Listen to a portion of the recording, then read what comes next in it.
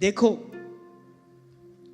आप किसी से कुछ भी लो, आपको बदले में देना पड़ेगा, ये अटल सत्य है, ध्रुव सत्य है, इसको गांठ बांध लो, इससे कोई मुक्त नहीं है।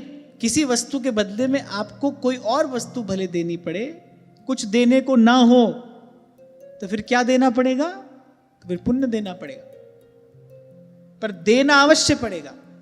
इसीलिए कुछ काल पहले एक सत्र में मैंने बड़ी विनम्रता पूर्वक ये निवेदन किया था, जो लोग विरक्त होकर यहाँ वृंदावन में भजन कर रहे हैं, उनको तो केवल नाम और वाणी का आश्रय लेकर ही भजन करना चाहिए, अत्यधिक वस्तु के संग्रह से बचना चाहिए।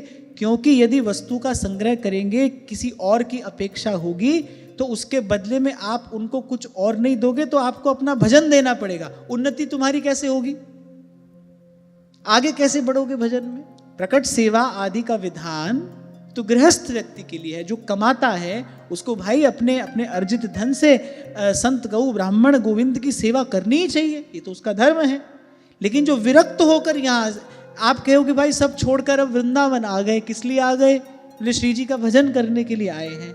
आप यदि सब त्याग के वृंदावन में आए हो और आप यहाँ विरक्त होकर, विरक्त वृत्ति से, विरक्त होकर माने विरक्त वृत्ति से, मैं ये नहीं कह रहा हूं कि आप एक विशेष प्रकार का वेश धारण करके ही भजन कर रहे हो, पर अगर विरक्त वृत्ति से भजन कर रहे हो, फिर तो भाई उत्तम उपयुक्त यही है कि नाम और वाणी का आश्रय लेकर हमारे पूर्वाचार्यों की जो रहनी है, उनकी जो परंपरा है, उसी के अनुसार यहाँ रहकर भजन करना चाहिए। किसी से लोगे तो फिर देना पड़ेगा। मैंने देखा यहाँ पर बहुत सी माताएं, क्षमा करना आप मेरी बात को अन्यथा मत लेना, बहुत सी माताएं यहाँ वृंदावन में आ गई, अब उनके परिवार वालों की भी अनुकूलता है, प्रसन्नता है, वो जितना धन अपने परिवार से चाहती हैं, परिवार धन दे देता है, वो यहाँ पर रहकर सेवा कर रही हैं। पर भाई ध्यान रखना, परिवार से धन ले रहे हो तो बदले में परिवार को देना कुछ नहीं पड़ेगा। आप इस नियम से छूट नहीं सकते, आप इस नियम से बच नहीं सकते। आप उनके प्रति अगर अपने कर्तव्य का पालन नहीं कर रहे, फिर आपको क्या करना पड़ेगा? फिर आपको अपना भजन उनको देना पड़ेगा। नहीं भी दोगे तो आपका किया हुआ उनको मिल रहा है। अब सोचो, जहां खड़े हो वहीं के वहीं तो खड़े रहोगे। आवश्यकता क्या है इसकी? जब हमारे आचार्यों ने हमको मार्ग दे दिया कि भाई गर्भग्रस्त में रहते हो तो इस प्रकार सेवा करो, और यदि सब छोड़कर वृंदावन धाम का आश्रय लेकर भजन कर रहे हो, तो फिर नाम वाणी जहां श्याम श्यामा तहां, नाम वाणी निकट श्याम श्यामा प्रगट। फिर अपनी नाम सेवा जी विराजमान करो और खूब पद गाओ, अपनी आवश्यकता को कम करो और जितना प्राप्त हो उसमें निर्वाह करते हुए पूर्ण रूपेण नाम वाणी का आश्रय लेकर भजन करो। पर ध्यान रखना, जब तक इस संसार में वो लेने देने से बच नहीं सकते। कोई भी हो, कोई भी है, यदि ले रहा है तो उसको देना पड़ेगा, भजन में उन्नति नहीं होगी। कान खोलकर सुन लेना ये बात। आप सोचो कि भाई ले रहे हैं तो क्या बुरा करें, पति का हमारे प्रति कोई कर्तव्य नहीं है? पति का आपके प्रति कर्तव्य है, पत्नी का पति के प्रति कोई कर्तव्य नहीं है, फिर पत्नी का भी पति के प्रति कर्तव्य है। यहां तो कोई भी बात एक पक्षीय नहीं है ना, यहाँ कुछ भी एक पक्षीय नहीं है, तो सब उभय पक्षीय है। दिन के साथ रात है, निंदा के साथ स्तुति, मान के साथ अपमान, श्वेत के साथ श्याम, ऐसी संसार बना है। आपके प्रति अगर किसी का कर्तव्य है, उसके प्रति भी फिर आपका कर्तव्य है, फिर आप उसका भी पालन करो। उससे कैसे बच रहे हो फिर आप? उससे कैसे छूट रहे हो फिर आप?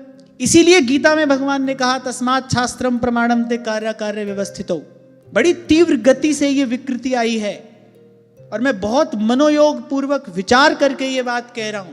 बड़ी तीव्र गति से ये विकृति आ रही है। कहने को तो लाखों लोगों की भीड़ भजन कर रही है, हो कितना रहा है ये बात तो प्रभु ही जानते हैं।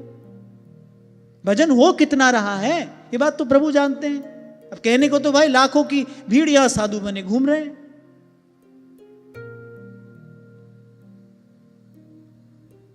कल ही मैं आपसे कह रहा था ना कि किसी ने मुझसे कहा, बोले अब आप साधु हो गए क्या? मैंने कहा नहीं भाई, अभी तो मुझ में इतना साहस आया नहीं है। साधु हो जाने से बड़ा क्या होता है? कुछ भी नहीं होता है, तो सबसे बड़ी उपलब्धि है। उससे परे तो और कुछ भी नहीं है। जब भगवान कह रहे मोते अधिक संत करी लेखा, अभी तो वैसी निरपेक्षता, अभी तो वैसी निष्प्रियता मैं अपने जीवन में देखता नहीं हूं। वो तो बहुत बहुत बड़ी नहीं, वो तो सबसे बड़ी बात है। और हम आंख बंद कर लें तो अंधेरा थोड़ी हो जाएगा। हमारे आंख बंद कर लेने से तो अंधेरा नहीं हो जाएगा ना। सत्य तो जैसा है वैसा था और वैसा रहेगा, और जिसको सत्य का आराधन करना है, जिसको सत्य के मार्ग पर चलना है, उसको सत्य को यथावत स्वीकार करना पड़ेगा। मैं कैसे कह दूं कि मुझे किसी से कोई लेना देना नहीं है? भाई आप सब लोग मिलकर सेवा करते हो, तभी तो ये सत्संग का कार्य चल रहा है। श्री जी आपको प्रेरणा करती हैं, आप सब मिलकर सेवा सहयोग करते हो, तो ये सब व्यवस्था यहाँ होती है। हम कैसे कहते हैं हमको आपसे कुछ लेना देना नहीं है, हम किसी से ले दे नहीं रहे, तभी तो ये सब चल रहा है ना। तो ये बड़े पते की बात है। पुरोहिती क्यों निंदनीय कर्म कहा? क्योंकि उसके बदले में अपना तेज, अपना भजन, अपनी तपस्या देनी पड़ती है यजमान को, और यही नियम संसार में है।